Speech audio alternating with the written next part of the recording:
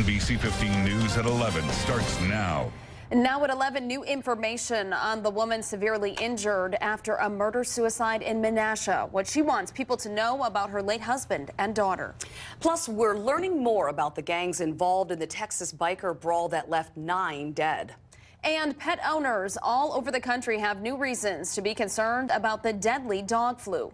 Good morning, everyone. I'm Ashley Matthews. And I'm Christine Belport. But winds continue for our Tuesday and expect a little bit more of a cool down. I remember sitting outside yesterday and thinking, when did we go back to fall? I know. It was chilly out, and it's going to continue today. Amy Carlson joins us now with a look at the forecast for the rest of the day. Hi, Amy. Good morning. And it looks like we will have very chilly conditions. In fact, we're talking about highs only in the mid to upper 50s at best. 45 degrees. Can you believe that? It's 11 o'clock.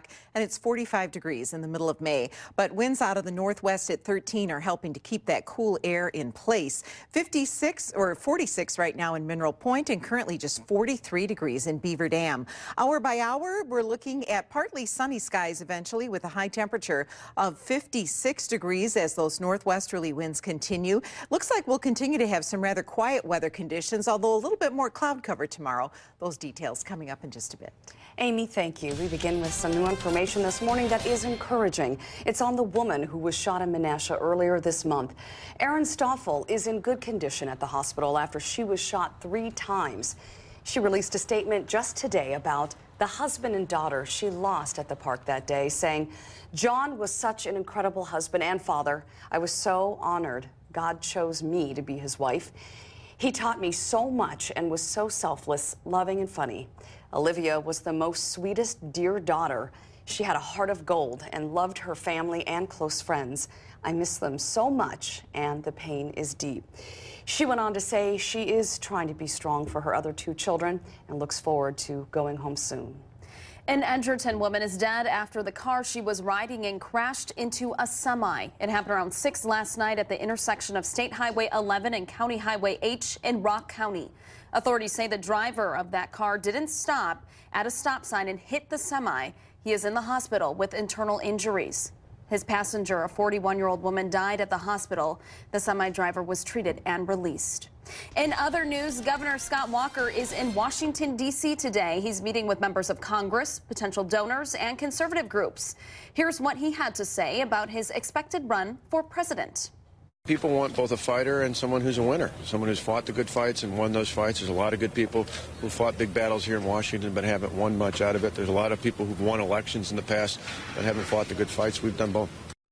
Later today, he will meet with social conservative groups such as the anti-abortion Susan B. Anthony List and Concerned Women for America. Happening today, education is taking center stage at our state capitol. The Joint Finance Committee is expected to vote on public school funding and expanding the voucher program in the state's 2-year budget. Governor Walker proposed cutting state K-12 aid by $127 million in the budget's first year. Well, some Republicans on the Budget Committee want to give schools $75 more per student. Also today, the city of Madison is set to vote on spending up to $50,000 to review policies and procedures of Madison Police. The resolution would bring in an outside consultant to review the department. Now, if it passes, a committee would then be formed right away to hire that consultant. Happening around the nation, police are investigating multiple motorcycle gangs after a massive brawl left 9 people dead and many more wounded in Texas. It happened in Waco during the Sunday lunch rush, and now we're learning more about the dangerous gangs involved. NBC's Miguel Almaguer reports.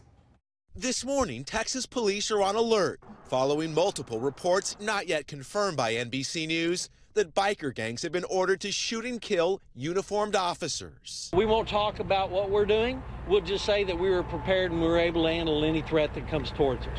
Now comes the warning that members of the Bandidos and Cossacks motorcycle gangs have been instructed to arm themselves and head to Texas. It's all believed to be retaliation following a gruesome lunchtime brawl that left 9 dead, 18 wounded, and 170 suspects jailed.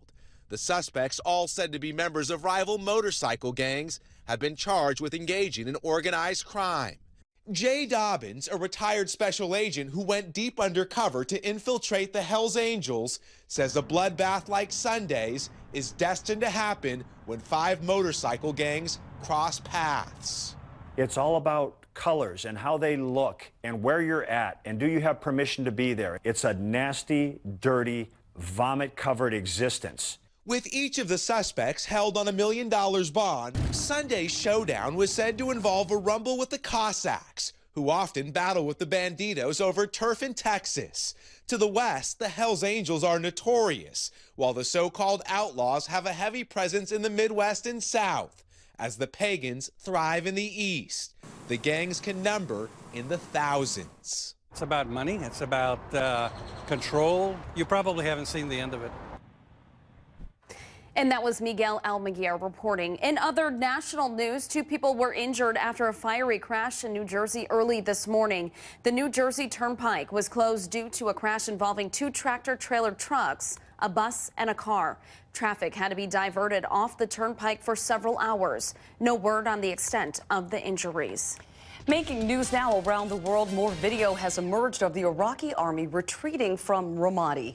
Army vehicles left Ramadi as ISIS fighters moved in and took control of the city Sunday. The loss of Ramadi is a major blow to Iraqi forces who were said to be on the offensive against the terror network. The majority of the retreating troops and vehicles arrived at a military base east of Ramadi. Well, women activists are walking across Korea's demilitarized zone in a symbolic march for peace.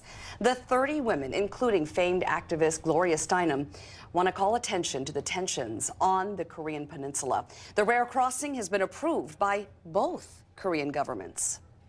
It feels like the beginning of something very important, very moving.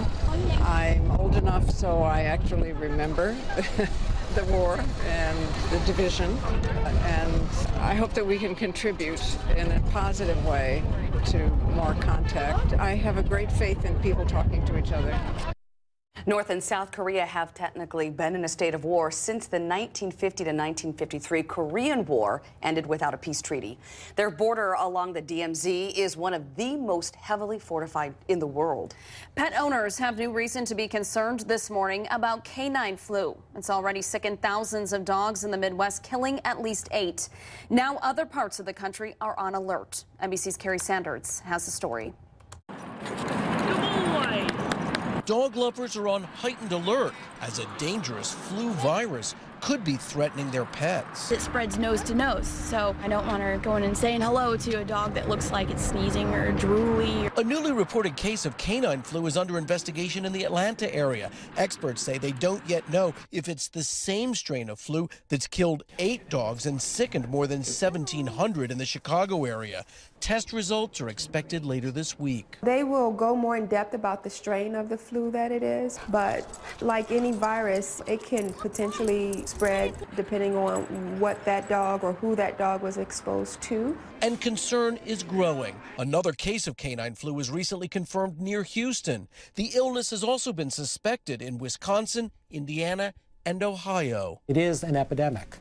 It's not, however, something that people should panic about. We're not talking about thousands of dogs being brought to their knees. So what can you do to prevent it? Keep puppies and immune-compromised dogs away from other dogs. If you suspect your dog has the flu, consult your vet. It is most contagious in the first 4 days of being infected. And humans can't get dog flu, but they can spread it. So wash your hands after petting a dog. For today, Kerry Sanders, NBC News. Sweet little faces. I know, some good advice there. Definitely want to pay attention to that because we're both dog owners.